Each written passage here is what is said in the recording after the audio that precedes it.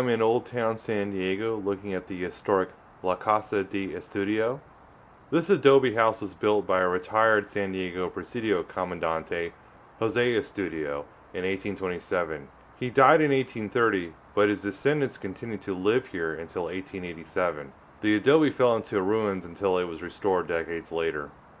In the world of fiction, this adobe became known as the marriage place of Ramona. In fact, there are many postcards noting this.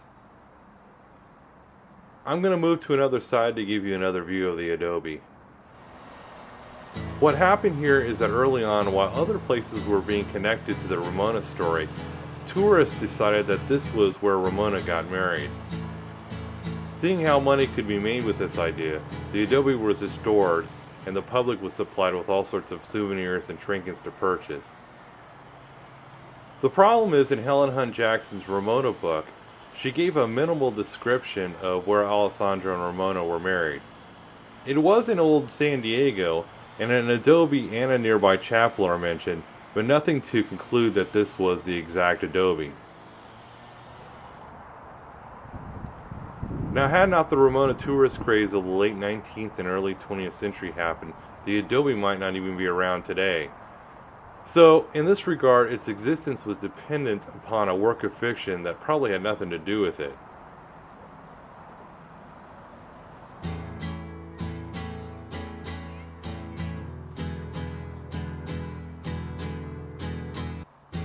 I'm going to be going around the U shape in a clockwise way. Since the chapel room is important for this video, I'm going to walk by it for now and then come back at the end. It is on my left at this moment.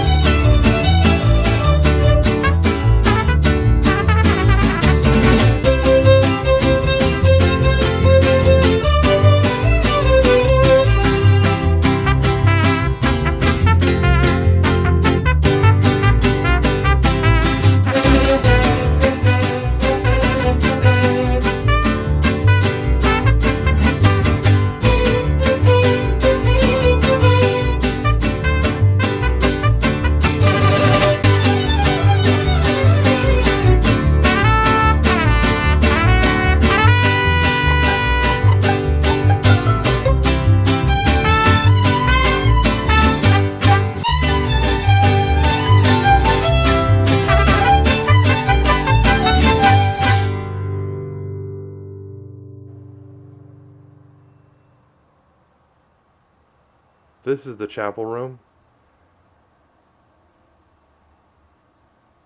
Now keep in mind that in the book the adobe and chapel are nearby, but are separate places.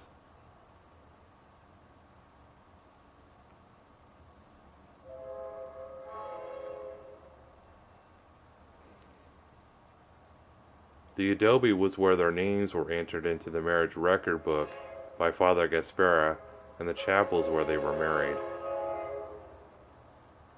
However, in the fictional tourist realm, this is the room Alessandro and Ramona were married.